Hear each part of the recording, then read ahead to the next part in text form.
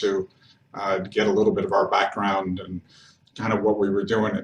Although I noticed we did this, I think it's 2019, so it needs to be updated, but nonetheless, it'll give you the flavor of who we are. So yeah, just click on it and share your screen, and then and we'll go from there.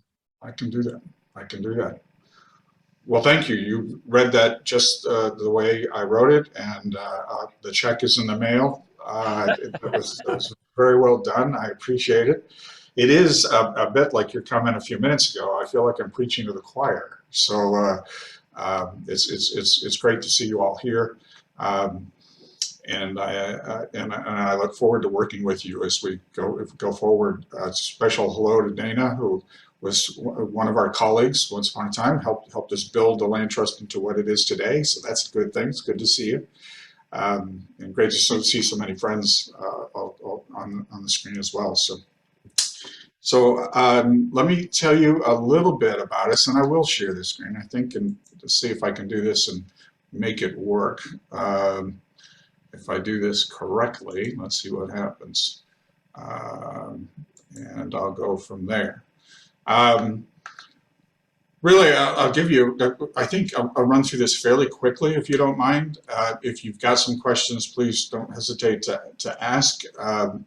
Some of the material, like I said, is dated, but everybody always likes to see pictures, particularly of nature and what we're doing. And so every time I do a presentation and I don't have photos, people say something. So I thought I'd better do something with this one. So a little bit about the land trust itself, and yes, okay.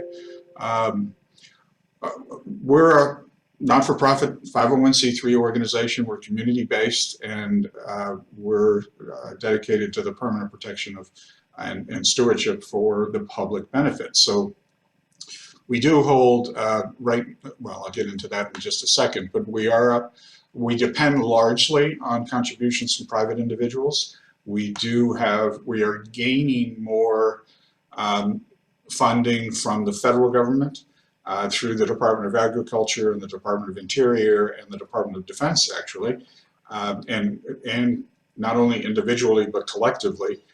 So we're beginning to pick up more federal money, and we're doing okay on the state side. And trying to get some of their funding as well to acquire property. But that's what a land trust is you know, in our context. Land trusts up north have a tendency to be what some of us would refer to as land banks. You know, where people put money in and then they use it for housing developments later on. That's not generally what we do in the Southeast. But in the Northeast, you'll find that occasionally. We do purchase property. We do accept, it's difficult, but we accept donations. And of course, we have conservation easements. We do, unlike some land trusts, we do accept easements as well, both in terms of purchase, in terms of donation. Some land trusts will only do easements. Some only do accept lands in fee, is the real estate term. We do both, so that's a little bit different. The land trust, we are a member of the Land Trust Alliance, which is truly that, an alliance. It's not an association. It is very much an alliance of about 1,200 members. I think we're down to 1,000 now, because particularly in the Northeast, land trusts were formed in individual communities. And as a result of just growth and mobility and and economics, quite frankly, there's been a lot of mergers of land trusts, particularly in the Northeast. We do share information. They do our advocacy and present some educational opportunities for all of us. And then we also are a member of the Alliance of Florida Land Trusts that represent, I think it's now closer to 16 land trusts in Florida. There are about 6 that are very active, of which we are one. We're in the middle of a strategic planning process, a really good strategic planning process. And by that, I mean probably one of the stronger ones I've seen in a long time. So our mission statement may be changing a little bit, but and so will our operating area, but our founding stays the same.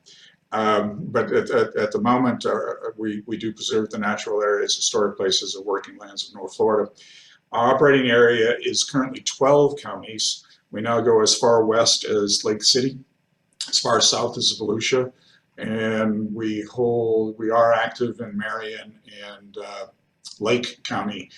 It looks to us, or to me, because we're at the end of our strategic planning process, that we'll probably drop from that 20 down to 7 and focus primarily on the First Coast area, just because, frankly, there is so much to do in the First Coast area that we're finding ourselves spread a little too thin.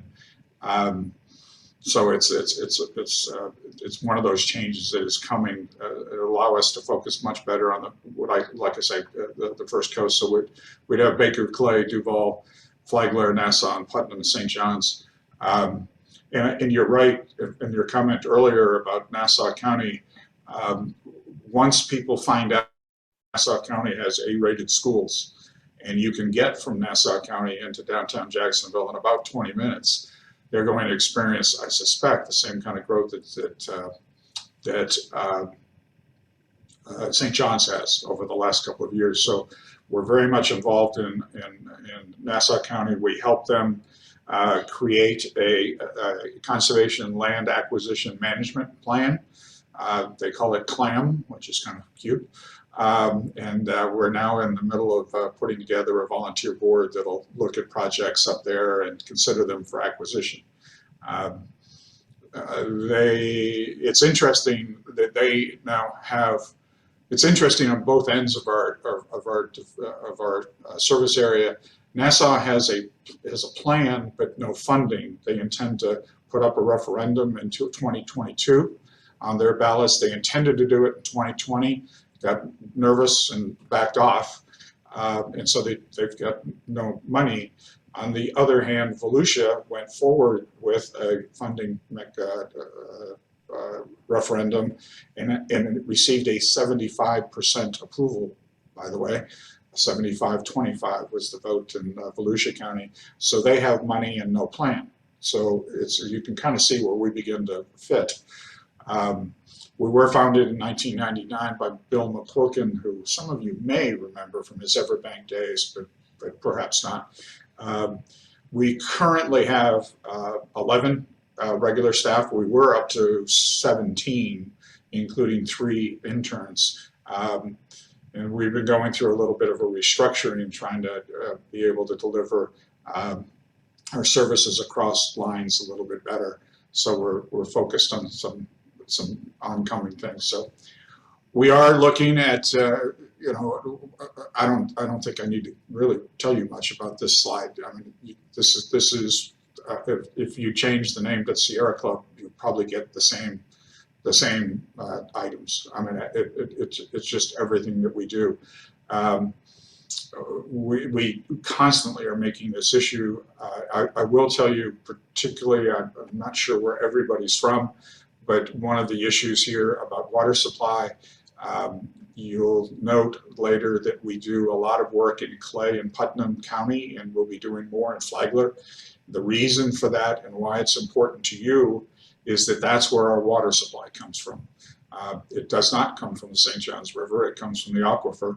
And in order to get that aquifer restored, recharged is the term, the only areas in North Florida are actually those areas in southern Clay, Putnam, and western Flagler that allow the rainwater particularly, to seep through the soil, be cleansed as it naturally would, and then go into the aquifer. Duval has small pockets where that happens, but not very many. For the most part, where we live in Duval and St. John's, and certainly in Nassau, because of the nature of our soil, it just runs off into our creeks and rivers and streams, and eventually into the rivers and out into the sea. So that's an important, very important part and very important part to those of us who live east of the river, that there's still an interest in what we're doing outside, or west of the river, I should say. So how do we decide which lands we're going to preserve? We look at a heat map. Now this is unfortunately the old logo. I just saw that pop up. But we looked at 26 natural resource factors. They're very similar to the same factors that were used in creating the Florida Wildlife Corridor, which I'll address in a minute. But nonetheless, we looked at the 26 factors. We looked at what was happening with sea level rise and our population growth coming in the future, and developed a chart and a strategic conservation plan in 2014. We just applied for a grant to update this in 22. So we're looking for, hopefully we'll receive a little bit of money and be able to spend some resources on getting a new and more updated conservation plan, because as you'll see in a minute, some of the areas we identified are now lost to development, so we'll never get them back. Our prioritization criteria, you can read. Biodiversity was clearly a big part of it. Once again, water quality, both in terms of its preservation and restoration, come in handy. We need to protect our farming community and our forest lands, and we want to produce public use and recreation. We do have one park open to the public. Actually, it's open 24/7, but 365. But we'd kind of like folks to only come during the day. But nonetheless, it's up on Pumpkin Hill, and it's got a great trail system and part of the Seven Creeks Preserve, so you can go up there. We're also currently working with Clay County. We acquired 594 acres last year on Black Creek, and we are working with Clay County to create a public park, turn that into a regional park for them. Passive, by the way, although it will have at least one kayak or canoe launch and/or canoe launch, and we'll have trails and probably have some kind of a meeting area, and by that I mean probably some kind of pavilion. At least that's what our thinking is. They're handling the capital, the infrastructure improvements, and we're doing the programming. So that was our preservation portfolio that we've created, and you can see, maybe you can see on your screen. Hopefully it's not too small. You can see where we identified the areas that we focused on based on the rating and ranking of those preservation priority areas. We identified 112,000 acres that should be protected based on those 26 criteria. I think this will give you a little better idea of what we were looking at. It'll also tell you which ones we've lost. If I move my screen, I'm wondering, yes, okay. I was hoping that would happen. We're clearly still working on Black Creek very, very heavily. Black Hammock, the owner up there, that's the only barrier island in Duval County that is not protected.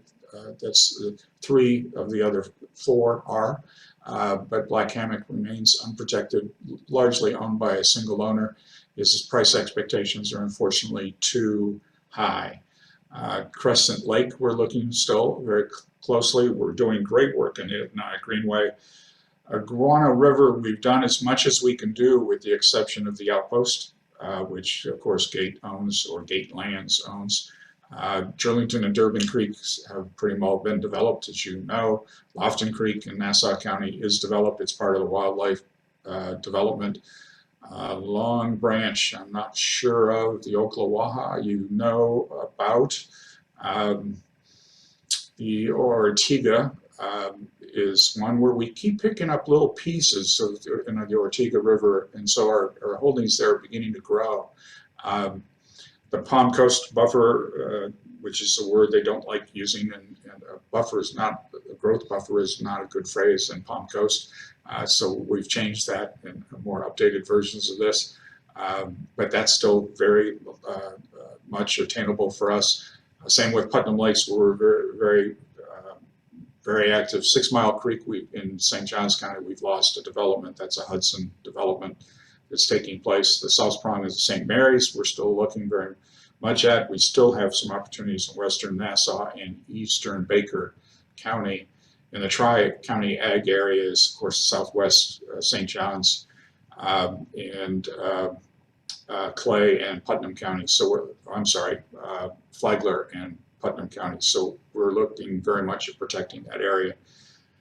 You might find it kind of interesting if you look at the number of acres and then you look at what the ecosystem services value is. There is a value to carbon sequestration. There's a value to water. There's a value to all of the 26 items, frankly, produce an ecosystem benefit. If we calculated roughly based on what we were looking at in 2014, that was the cost of acquisition of those acres. But the key here is we make the economic argument that the return on investment here is as short in some places as 4 months, and as long as what's the longest one? 4.9, yeah, 4 years and 9 months. So there is a return on investment for conservation if you want to make an economic argument, and that argument has begun to stick. I had a conversation recently with Representative Renner, and he raised that argument with me. It's one of the arguments he made last year for funding the Florida Wildlife Corridor. So it's beginning to register. And every place I go, I try to talk about the economic. So that's a recount again of the areas that we were looking at. We continue to, with the exception of those that we've lost, unfortunately. This number is now considerably different. We now have protected about 30,000 acres in total. We own about a little over 10,000. We have then 20,000 either under conservation easement.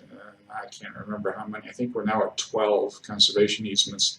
And we have facilitated. That's something else that some land trusts don't do. In that we will help governments or other entities buy property. A private individual could be one of those, but in most cases, the best example of that, probably for those of you in St. Augustine, is Fish Island, a $6.5 million acquisition that we facilitated by negotiating both with it puts us frankly in the middle between the developer on one end and the Division of State Lands, and we negotiated all of that deal, did all the due diligence for it, and got the parties together, and were able to get it for $6.5 million. And so that's a facilitated trade transaction because the state now owns it. The city's agreed to manage it. I believe the city has finished most of the work down there, and it's now open to the public. So it's a great opportunity. But that's what I mean by facilitated. This was one of the purchases that we made. The Spanish American, we call it a war fort. It's actually a battery, or some would call it a gun emplacement. We figured that most of the folks wouldn't know what a battery was, and so we called it the war fort. It was a little under $400,000, and we raised that, bought it, and then turned it over to the National Park Service. So it's now an extension of the Timucuan Park Service. It was, as I understand it, and I'm trying to remember who told me, Charlie Bennett's aide told me that he stood on that fort one day and cried because he had not drawn the line, and he wanted to have included it in the park to begin with, so it couldn't have fallen into private hands. Nonetheless, it did, and so that's what we ended up with. We bought it from a private individual and then turned it over to NPS, so it's theirs now, and they are managing it. Hopefully they're going to open it soon for public review, but it's pretty interesting. The cannon from here could shoot 3 miles offshore, so it was a key point in defending Jacksonville. Those of you who are history buffs, Jacksonville we thought was a target of the Spanish during the Spanish-American War. because, well, for lots of reasons. One is that Napoleon Bonaparte Broward, who was sheriff of Duval at the time, was a gun runner and was running guns down to Cuba for the freedom fighters. And a large number of their exiles had come to Jacksonville, and the U.S. had put about 20,000 troops in Jacksonville to prepare for invading and capturing and eventually freeing Cuba. They never went, by the way, for your knowledge. The group out of Tampa did, landed on the west side of Cuba and marched across, and the Spanish quickly surrendered, and the folks here in town didn't particularly like that because they didn't get to go to war, and so they actually rioted in the streets and had to be put down, according to the history books. I'm not quite sure what that means, but I'll let you imagine. This is an example of one of our properties. If you go up Big Talbot Island and you're crossing over what used to be the George Crady Bridge, now the bridge that spans the Nassau Sound over onto Amelia Island, you will find the Chup parcel, which is now part of Big Talbot Island. We are in the process of selling this parcel and all of our holdings actually on Big Talbot Island to the state parks system. They need housing for their rangers, and they would be logical stewards of this land in the long run and fulfill the bequest we received from Diane Joy Milam Dennis. And that was her goal, was for us to acquire all the privately owned land on Big Talbot Island and convey it to the state. So we're in the process of doing that even as we speak. We do hold, I said, conservation easements. This happens to be Ben and Luann Williams, who own property down in Putnam County. They now own, I want to say they've got about 3,600 acres. I would encourage you, I'm trying to remember the name of their website.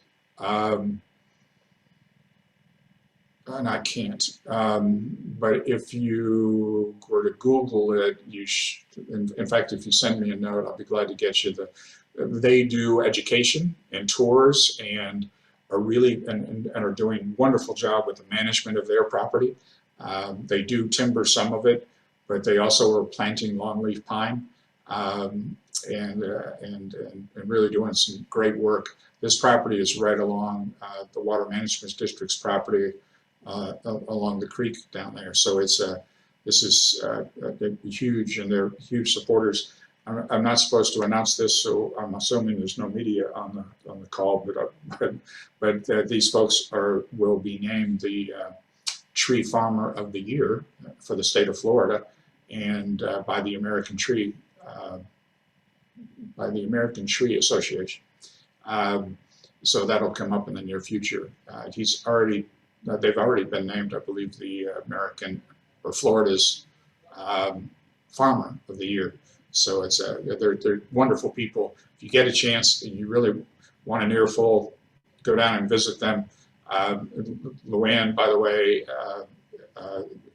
regularly kills the wild boar or the pigs that are on her property, and dresses them in the field dresses them and hauls them to the truck and puts them in there and brings them to the house. Well, so I keep wondering what Ben does, but in any event, and I kid him about that on a regular basis, but nonetheless, conservation easements are very simple. The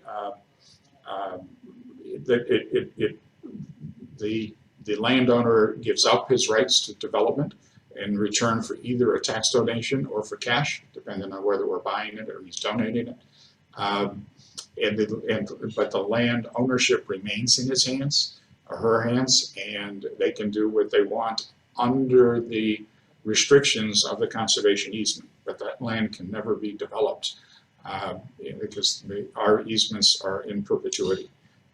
So it's when you look at the Florida Wildlife Corridor Act, this is the intention of the state legislature. Is not that we buy so much land, as much as they want to see more easements placed on property to conserve it but leave it in private ownership. We're working with that, and it seems to be going well. I'll give you an example of what it looks like in St. Johns County. There we talked a little bit about the outpost and what we're looking at. So it's, but you can see water quality improvements and flood retention, the ecosystem benefits services here, so you can get your money back. This is the longest return on your investment from an economic development standpoint. But we have since, I don't know if you can see my mouse, but the piece along A1A that comes down towards the all the way down to Michler's, including that corner at Michler's and A1A, we now own all of that property. We've purchased that from the Van Winkles and the gentleman from St. Augustine, whose name escapes me at the moment. But we now own all of this property, and so it's a big win for us, leaving us only with the outpost to worry about. Although that's plenty. Jillington Durbin Creek, make the same argument about 1.5 months. What it'll look like. You can find all of this on our website. So 6 Mile, as I told you, we lost because of development. I don't remember the name of the development that's going in, but I do know it's a Hudson development. We are working with other, this one is really kind of out of date, and I'll hopefully in a minute I'll show you, but you can see that the hashed areas are the Florida Forever project areas, so we can get access to state funds. The green is already preserved or conserved. We identified in red our preservation portfolio areas, so you can see we're trying to get more connectivity. I know that was always a favorite phrase of Representative Stevenson. In this case, we're talking about wildlife rather than bicycles or cars. So it's pretty cool that we're doing stewardship. We do manage their land. We have back issues of landscapes. There are fewer volunteer opportunities at the moment, but for a couple of reasons. We're working on some really sensitive land, and I'll explain that in a minute. But and as a result, we're doing fewer events and outing, particularly in the summertime. But with this spring, as the fall picks up and into winter, I suspect that'll pick up. Partnerships abound. We're now in a partnership on the O2O, a landscape initiative to connect the Ocala to Osceola National Forest. And I'll show you that in just a minute as well, but you can kind of see how we reach out and communicate. We are on Facebook. You can welcome to follow us. You can subscribe to our newsletter. We do send out e-alerts when it's important and all those things. So we generally only have one big event a year, and that's our annual meeting. We obviously didn't have it in 2020, or we did have it in 2020, just before the COVID hit. In fact, I think we're one of the last events. We did it on February 5th, and then everything closed. We have not run it in 21, and I doubt we will. We'll probably wait till the spring of 23. So we're beginning planning on that. And that really kind of sums it up. This is, I'm trying to think of where this is, but I do want to take a moment to tell you that current projects that we're undertaking include the acquisition of land at American Beach on Amelia Island. American Beach, as you probably know, is an historically, actually the right word is black rather than African American beach. In fact, it was the only beach. We've been saying it's the only beach in the Southeast. As we learned, there were 3 in Florida alone.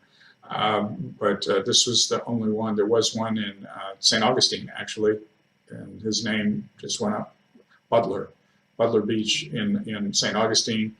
There was one in Daytona, and there was then American Beach in Jacksonville. Jacksonville's was extremely popular, particularly for people from throughout the Southeast because of its location. It also housed a place called the Rendezvous, which was a restaurant bar where folks like Ray Charles and Cab Calloway and Billie Holiday and those folks performed. And so it's a historic value as well. It is on, the property that we're looking at contains bluffs. Yes, we have bluffs in Florida. In fact, the largest ones are on Amelia Island, are Big Nana Dunes, and we're looking at Little Nana Dune. Our dunes are about 35 feet high, theirs are about 45. But the largest dune system we have in the area. Let me see if I can share one more picture with you, if I can find it. Why isn't it popping up? Figures, just my luck. I was looking for another map, but it's not there. So, but I really do want to show that to you. So bear with me a moment if you would, and I'll find out where it went. I don't see it. Let me see if I can pull it quickly. Let's see if I can. No, that's not going to work. I thought I had pulled it up. I just wanted to be sure it was here. We'll escape this. I'll close that. You probably can see all this and probably think I've lost my mind. But I don't see it. And I don't know why it wouldn't show. I'm going to go, oh, I know why. I'm going to find it here.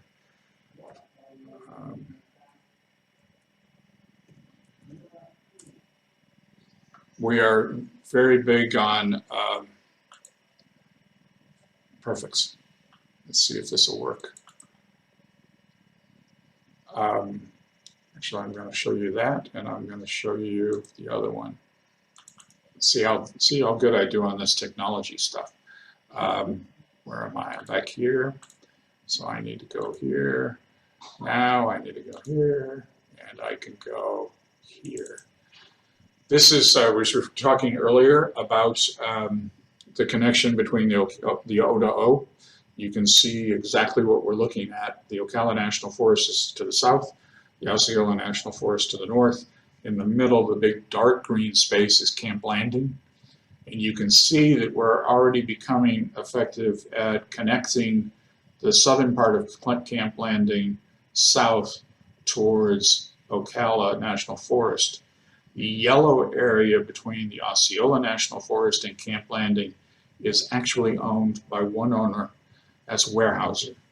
And we are in negotiations with Weyerhaeuser. They've agreed to have an easement placed on their property, but it's early in the game because we haven't come up with a price yet that both parties find acceptable. Hard to imagine, I'm sure, as you can imagine, but nonetheless, it is where it is. And so if we are successful, they literally own this entire piece, which would connect the Osceola to Camp Landing, and we continue to work around Camp Landing. In addition to this, I did pull up the wrong one. No, I didn't. Yeah, I did. So in addition, the the Ocala to Osceola National Forest is part of the Florida Wildlife Corridor. That received 400. Yeah, that doesn't show. Well, it does. Can you still see my screen and see the Florida Wildlife Corridor? You can, I hope. Yes. Okay. It's in green, really, down towards the Everglades, and it comes all the way up. It weaves through here, but nonetheless, the state legislature put $400 million into, I'm sorry, $300 million in last year's budget for acquisitions of property inside the Florida Wildlife Corridor. That includes the Ocala to Osceola Wildlife Corridor. We are what we've determined so far is that they're going to continue to put that money into Florida Forever areas within the Florida Wildlife Corridor. So that'll be the selection process. So we're very familiar with that process. We're working on it. And quite frankly, we'd like to broaden the Florida Wildlife Corridor a bit. One of the reasons is that, and you can't see it on this map or most maps, it literally cuts out almost all of St. Johns County. That doesn't make sense to us. And it cuts out all of Nassau, as you can really tell, even on this map. It cuts out all of Nassau. We are in the process of asking the legislature to go to priority 4. That's a model that Tom Hopter, who you may be familiar with, and his work at the University of Florida, but this is his model. If you go to priority 4, you bring in St. John's and you bring in Nassau County. At the same time, you also bring down some property. You bring in some property closer to the Tampa area, where the current speaker resides. So we're hoping that that appeals to him a great deal. So we're trying to get it to priority 4, amend the act to include priority 4. But that's one of the things we're working on currently. So we are very active in the Odo. As you may or may not know, we've been trying to buy the small islands that are at JTB and the Intercoastal in the northeast corner. We'll have an announcement about that probably in the next week, maybe 2, depending on just different things. But we'll have an announcement about that as well. It is big for us to continue to protect our military and allow for military readiness. That's what Camp Landing does. As you probably may know, it's a joint training center. And it has an increasing mission, particularly as some of the space programs are ramping up. So we're very much interested in acquiring property around Camp Landing to protect them from encroachment by housing developments and allow them to train to their borders. If they face encroachment, they retreat within their borders. It limits their ability to fulfill their training mission. So there's a national security implication. So we're very big on ACUB and ACUB funding that flows through that's the joint program between Interior, Agriculture, and DOD. We've been very good at cobbling together money from various places. That's a good example. But we now have a contract with them. We are also about to be named as a partner with the city of Jacksonville on protecting the naval bases, particularly at Mayport, which is suffering significant, what's the word I'd look for? Damage, really, from sea level rise. Unbeknownst to, without very much fanfare at all, both Republican and Democrat presidents have been funding the raising of piers all over the world. And despite public comments about the non-existence of global warming or the non-existence of sea level rise, they've been raising the Navy's piers. And there's a reason for that. And so we've been, we're about to get on board with that and help them with their situation. We are the folks that buy swampland in Florida. There's value to it, significant value. That's where fisheries are. That's where fish go when they're in danger. Manatee find shelter there. Perhaps more importantly, and one of the arguments we're beginning to make very heavily that seems to be getting some traction is that an acre of healthy marsh grass holds 1 million to 1.5 million gallons of floodwater. In addition to that, it also takes out the storm surge, the power from the storm surge. So it's tremendously important that we protect our salt marsh grasses, our marshlands, our swamps, if you will. swamps were described to me by our former chairman of the board as the nature's kidneys. And so because it cleanses it as it goes off into the ocean. I'm sorry, often in this particular property, off into the water, into the St. John's. But marsh grasses are really not only economic in terms of the fisheries, but they're also economic in terms of the prevention of flooding. And we're working very hard with a number of different folks trying to get more to understand the significance of that, getting insurance companies to understand the significance of that, and getting them to, just kind of get on board with. If we really think, at the moment, our thought process is that hopefully, if we can convince them of more economic impacts from the insurance and mortgage companies, that we'll be able to stall some of this further development. But we'll see where that goes. I suspect that's a long fight. So what can you do? So I guess it really comes down to spreading the word, talking about what we do. I think we have a pretty good PR firm that is doing an incredible job for us. And anytime you make a cover of the Business Journal and then have a 4-page spread on the inside, 2 of which were a picture, but 2 of which were substantive issues about what we're facing, that's huge. But there's a limited readership, obviously, in the Business Journal. But we're hoping that more companies, more associations, more groups, more partners will all come on board with us and help us reach our goal. When I talked about the O2O, I should have said that we have 21 partners in the O2O currently.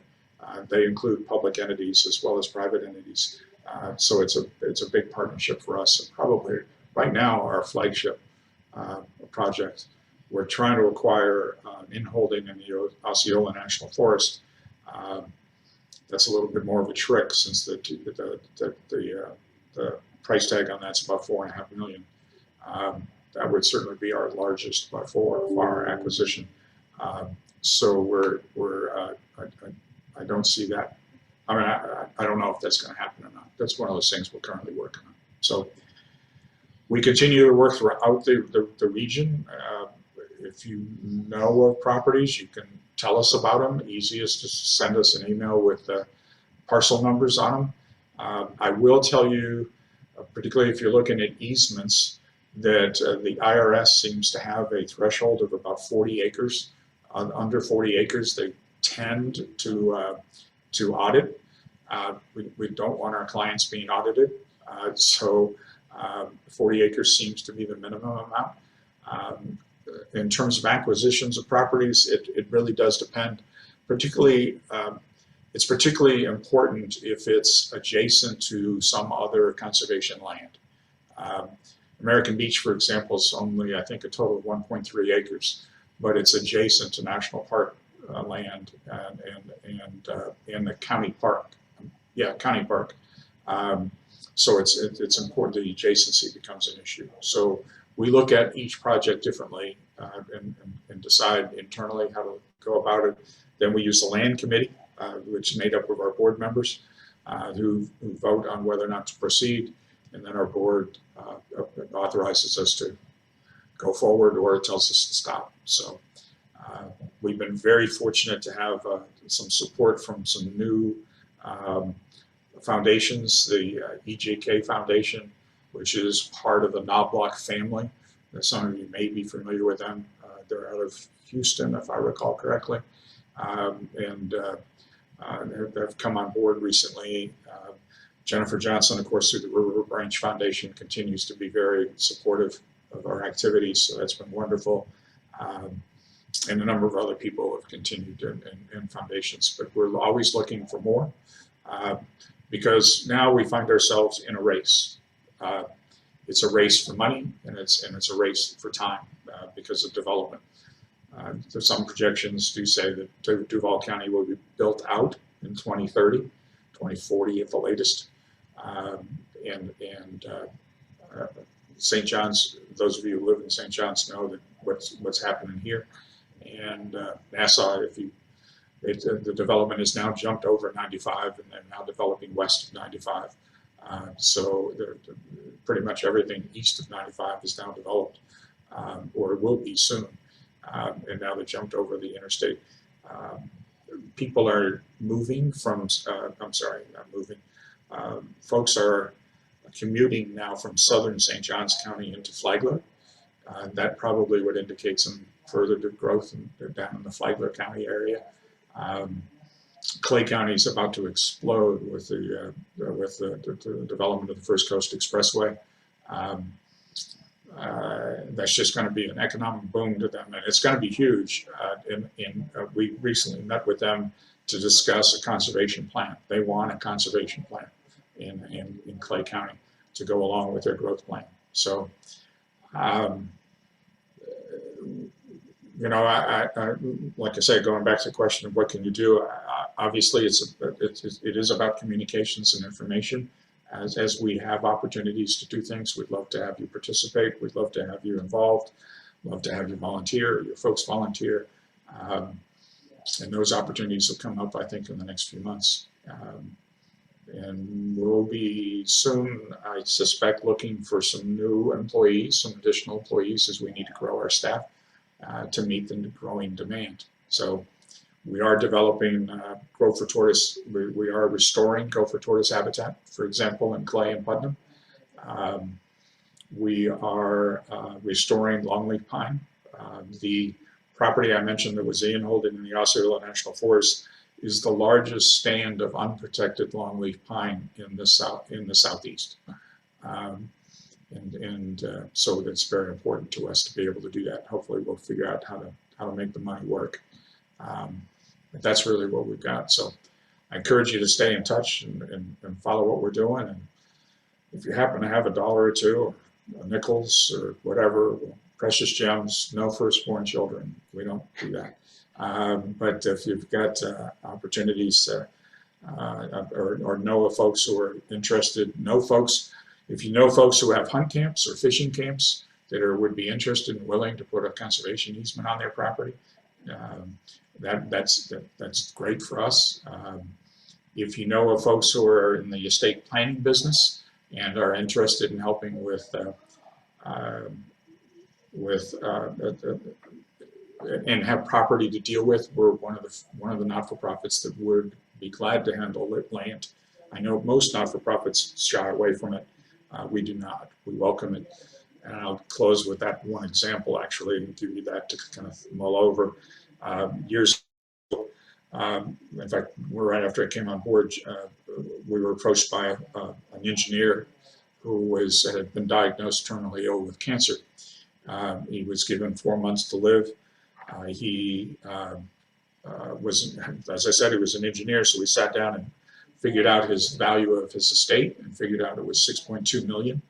At the time, the threshold for the estate tax was $5 million. He wanted to know the value of the donated conservation easement. It happened to be $1.4 million. So he donated a conservation easement on his property in Nassau County, and his estate value dropped to $4.8 million, and his wife did not have to pay the estate taxes.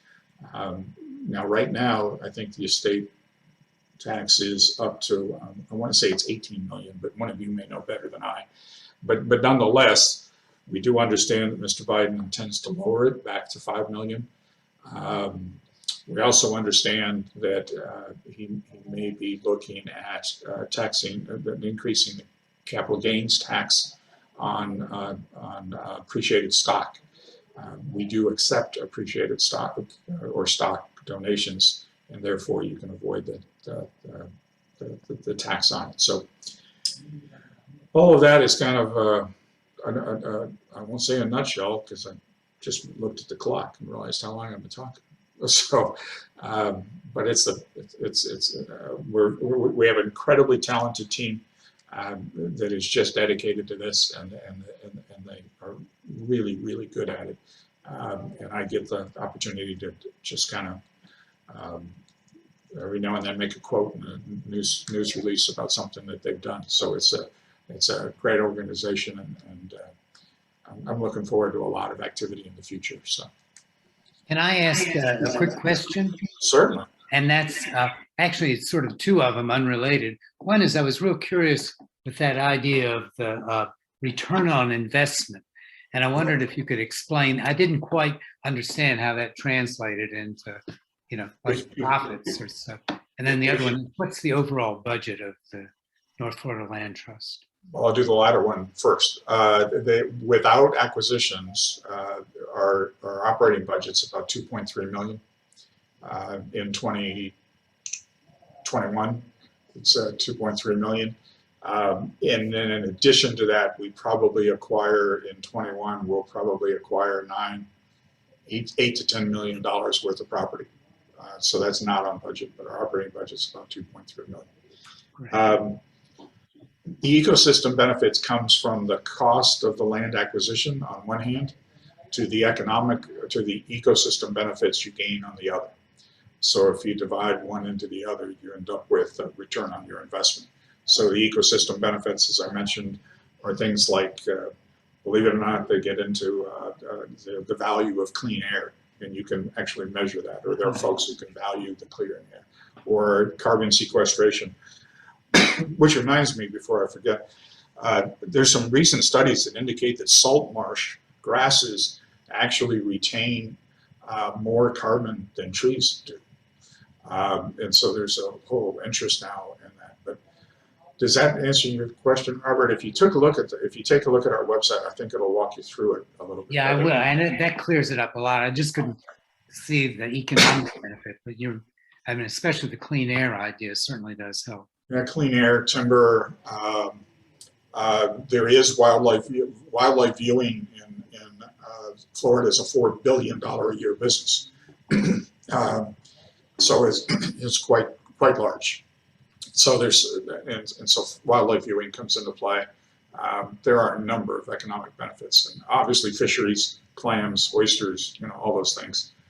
We were hoping, one of the ideas we had at one point was to try to restore oysters to Big Talbot Island. But that takes a lot of work in terms of water quality testing. So that's still on a back burner, but it may come to the surface. Our biggest challenge, quite frankly, is how do we stay focused? How do we stay focused on doing what we do? And there's so many great ideas out there and so many great projects. But Jim, could I make a little announcement that we're having a hike to one of your properties on Sunday? Cool. In DeBogey Creek. Yeah. Starting at 9 o'clock. So people can go to the meetup site and read all about it and sign up. That's cool. Yeah, Bogey was the park I was talking about up on Pumpkin Hill. It's also part of the Seven Creeks Preserve. Right. We just acquired a few, well, I'm trying to remember how many acres it was, but we just acquired the missing link that connects all of the Seven Creeks, or all of the seven preserves. We haven't done the trail yet through there, but we're working on that. And but Bogey Creek is a great place to go. It does have its. We have it up and running. We should have. If you take your smartphone with you, you should be able to. You'll have different places where you can go, where you can scan something that will identify what that is that you're looking at, the plant, the animal, the tree, whatever it might be. And a couple of our interns over the last 2 years have put that together. So it's really an educational piece too. So, and it's a short walk, very short walk. Well, it's about, what is it, a mile, I think. It's not very far. So it's a good introductory walk. So, it's 77 acres. 77 acres. Candace, did you have a question? Yeah, I had a question. The Beach Marine area in Jax Beach was purchased by Windward Marine. And you mentioned that you were looking at projects near JTB and some islands. And I was just wondering, I attended a meeting Jax Beach City Council meeting, and that most of that area, there's a big chunk of that area that's marshland, and I think it's in conservation easements now, and there's a bird refuge in there. And how do we go ahead and just contact your organization? You can. We talked to that developer at one point. There's several things going through my mind. The answer to your question is yes. You can reach out to our organization, and we'll be glad to help. I think you're talking about the property that used to be Beach Marine or north of Beach Marine. Yes, yeah. Okay. We've talked to the developer up there, and we haven't talked to him in a while that I know of, but meaning the last couple of months. But there was talk that he was going to donate some of that land to us. I'm not sure that there's an existing easement on it, and that would be something that I would start with, to be sure that there is an existing easement. Because frankly, if there is, it is less attractive to us because it's already conserved, depending on the terms of the easement. So that's what the city planner referred to, and she said there was a bird sanctuary back in there also. So if it's already in conservation easement, then they can't build on it, correct? That's correct, but the planner may have been talking about an easement, meaning an access or right of way. So sometimes that term is used for different purposes. So if he was talking about that type of easement, then we would be very interested in that project. Okay. We were with them for a while. We weren't real, as you can imagine, we were a little skeptical about getting, well, if you'll pardon the expression, about getting into bed with a developer that would then use our name to promote his development by saying that we're going to do X, Y, Z with NFLT. And so we're kind of a little gun shy, you know, and we want to be sure what we get out of it. So we're being very cautious, but we are very much aware. Yeah, and he did say, they did say that during the meeting, that they had contacted the North Florida Land Trust, and it was all a negotiation and all this. And so that's kind of what I thought. I will tell you that we're going to talk to the city of Jacksonville Beach about the small islands, those north of Butler, because they back into Cradle Creek. In fact, we just acquired property south of Cradle Creek that we would like the city of Jacksonville Beach to either take ownership of or manage. And so we'll be talking to the city about that and expanding Cradle Creek Preserve to the south. Okay, well, I'll start doing homework on the easement in there and with the city. Okay, thank you. Thank you. No problem. Other questions for Jim? Well, one thing I wanted to bring up, and I took a couple of notes about ways that we could get involved, and just tell me if I missed any. One was get the word out, and that's certainly something that our members can do, and we can try to help with, to volunteer when the opportunities come available. And I think you will be maybe informing us about those opportunities. To, as possible, identify parcels and potential parcels to be protected, but get the parcel numbers to you so that you can be very specific. Is that right? That's correct. An address might work, but a parcel number is better, but an address will help. And if people do have money or things that they can donate, that would be welcomed, I'm sure. And also be mindful of estate plans, that if you know someone who's entering into an estate planning process where properties might be involved, to maybe refer them to the land trust. Any other things that I missed? Oh, that's a really great summary. I had to take you every place I go. Well, thank you so much. This has been just an absolutely wonderful presentation. I think everybody is in agreement that we learned something from this, and it's very helpful to us in our efforts to promote land preservation and keep us informed, and we in turn will try to do the same for you so that we can have as much as we can a collaborative relationship. So That's I want to great. say thank you again, Jim, and thanks to all of you for coming out tonight and participating in this event, and hope you all have a good evening. Thank you. Thank you all. Thank you very much, Jim. Good Thank night, you. everybody. My pleasure. Goodbye. Thank you. Thank you. And Trish, you had a question? Oh, I think someone answered it. Thanks. Now, Chris had Okay. a question. Chris had a Someone else. question about the resiliency committee. Yes.